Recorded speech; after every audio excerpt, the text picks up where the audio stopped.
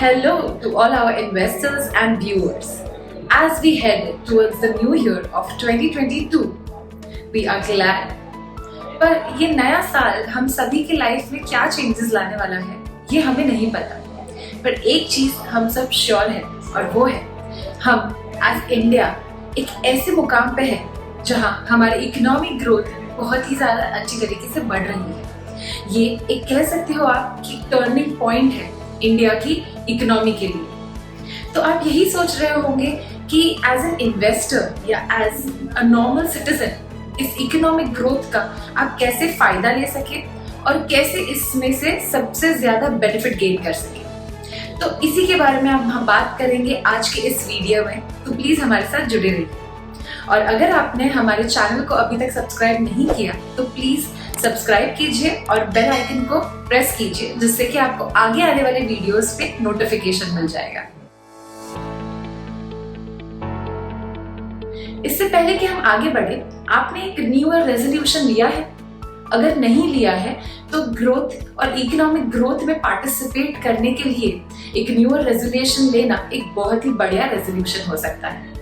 तो अब हम बात करेंगे कि कैसे एक न्यू ईयर रेजोल्यूशन लेकर आप एज एन इन्वेस्टर इस इकोनॉमिक ग्रोथ में पार्टिसिपेट कर सकते हो। आप एक ऐसे सेक्टर्स में, कुछ ऐसे फंड्स में इन्वेस्ट कर सकते हो जो कि इस ग्रोथ को सपोर्ट करे और जो कि इस इकोनॉमिक ग्रोथ पे बिलीव करे। और इसके लिए आप देख सकते हैं एक मॉडल पोर्टफोलियो जो हमने एज एन फिस्डम रिसर्च ने क्यूरेट किया है। एज एन इन्वेस्टर हमारे लिए बहुत जरूरी है कि हम इकोनॉमिक साइकिल को समझें और ये इसके साथ समझें कि क्यों ये इतना इम्पोर्टेंट एस्पेक्ट है आपके इन्वेस्टमेंट्स के लिए। तो इकोनॉमिक साइकिल क्या है? इकोनॉमिक साइकिल ऐसे फेजेस हैं जिसके थ्रू हमारा नेशन गुजरता है, जिस वजह से आप किसी भी सेक्टर या किसी भी कंपनी में अगर इन्वेस्ट करते हैं तो उसका परफॉर्मेंस डिपेंड करता है कि उनकी कंट्री कौन सी इकोनॉमिक साइकिल से गो थ्रू कर रही है। तो इकोनॉमिक साइकिल्स 4 प्रकार के होते हैं, जिसमें से रिसेशन और रिकवरी, एक्सपांशन और स्लो डाउन जैसे आपके 4 फेजेस में डिवाइडेड होता है। करंटली इंडिया रिकवरी मोड पे चल रहा है और बहुत ही जल्द एक्सपांशन फेज में एंटर करने वाला है। तो इस वजह से राइस पोर्टफोलियो इस ही प्रकार को इन लाइन रखता है और ऐसे सेक्टर्स और इंडस्ट्रीज में फोकस करता है जो आपको एक्सपांशनरी फेज में बेनिफिट कर सकते हैं। तो राइस पोर्टफोलियो का मेजर ऑब्जेक्टिव क्या है? इसका मेजर ऑब्जेक्टिव है एक कैपिटल अप्रिसिएशन जनरेट करना और एक्सपांशनरी फेज में आने वाले उन सेक्टर्स पे फोकस करना जो आपके लिए बेहतरीन बन सकते हैं आपके इन्वेस्टमेंट को ग्रो करने के लिए। राइस पोर्टफोलियो में कौन सी स्कीम्स को ऐड किया जाएगा? राइस पोर्टफोलियो में उन्हीं स्कीम्स को ऐड किया जाता है जो फिस्डम प्रोप्राइटरी मेथोडोलॉजी के बेसिस पे सिलेक्ट किए जाते हैं। इसका एसेट एलोकेशन कैसे होगा? ये 100% इक्विटी ओरिएंटेड पोर्टफोलियो मेंशन किया गया है। इसके बाद अब हम देखते हैं इसके अंडरलाइन के ऊपर थोड़ा डिटेल में। तो अगर आप देखने जाए तो ये पोर्टफोलियो में 6 इक्विटी ओरिएंटेड स्कीम्स इंक्लूड किए गए हैं जिनके स्पेसिफिक वेटेजेस असाइन किए गए हैं। ये सारे ही इंडस्ट्रीज और सेक्टर में डाइवर्सिफाइड है, पर मेजरली फोकस करता है लार्ज कैप के ऊपर। इसी के साथ साथ मिड और स्मॉल कैप का भी थोड़ा एक्सपोजर हमें इसमें देखने मिल सकता है।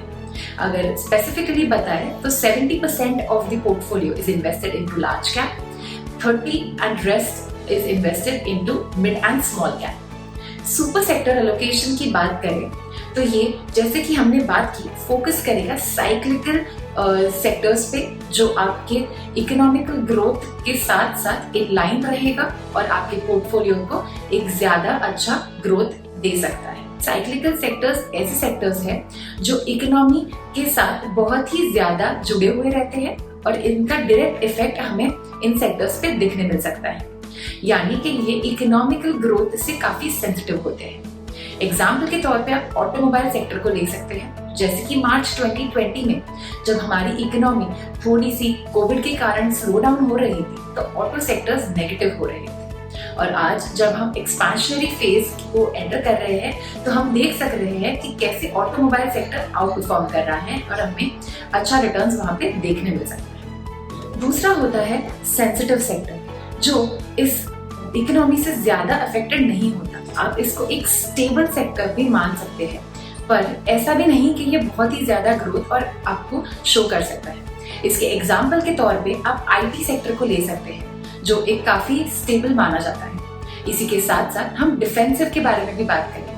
ये एक ऐसा सेक्टर होता है जो ज्यादा स्टेबल होता है और अफेक्ट नहीं होता इकोनॉमी में कोई भी चेंजेस के साथ। फॉर एग्जाम्पल आप इसमें फार्मा सेक्टर को कंसिडर कर सकते हैं, जिसमें हमें कोई भी ज्यादा मूवमेंट इकोनॉमिकल साइकिल के हिसाब से नहीं देखने मिलती है। तो अगर हम परफॉर्मेंस की बात करें, मई 2013 से लेकर अब तक का एक व्यू देखते हैं। अगर किसी इन्वेस्टर ने राइस पोर्टफोलियो में 1 लाख रुपए उस टाइम डाले होते तो आज उसकी वैल्यू होती 4.5 लाख।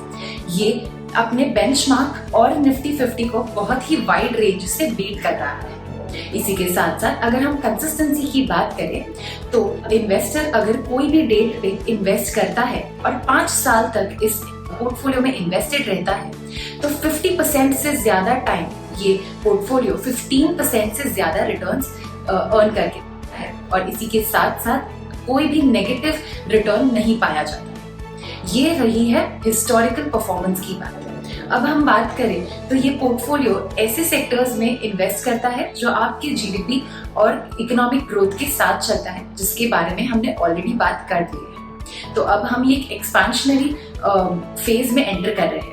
तो इसी के साथ साथ अगर आप इस पोर्टफोलियो का पास्ट परफॉर्मेंस देखेंगे और इसे और डिटेल में कैलेंडर ईयर वाइज डाइसेक्ट करेंगे तो आप पाएंगे कि इस पोर्टफोलियो ने पिछले एक्सपेंशनरी फेज में बेंचमार्क और निफ्टी 50 को बहुत ही ज्यादा वाइडर रेंज से बीट किया है। तो ये एक पोर्टफोलियो आपको सपोर्ट कर सकता है इस एक्सपेंशनरी फेज में। तो ये किस इन्वेस्टर्स के लिए सूटेबल है या कौन से इन्वेस्टर्स इसमें इन्वेस्ट कर सकते हैं? ये बेसिकली एक अग्रेसिव इन्वेस्टर्स के लिए सूटेबल है जिनका इन्वेस्टमेंट होराइजन 5 साल से अधिक है।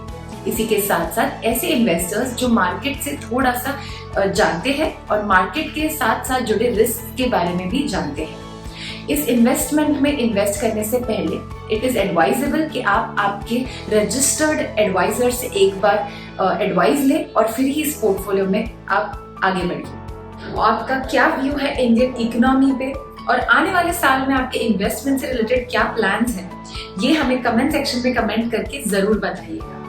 Thank you for watching this video. अगर आपको ये वीडियो से कुछ नया सीखने मिला हो तो प्लीज इसे लाइक और शेयर कीजिएगा। फिजडम के इस चैनल को सब्सक्राइब जरूर कीजिएगा, जिस वजह से हम आप तक ये सारे वीडियोस पहुंचा सकें। Thank you, a very very happy new year and happy investing from team फिजडम।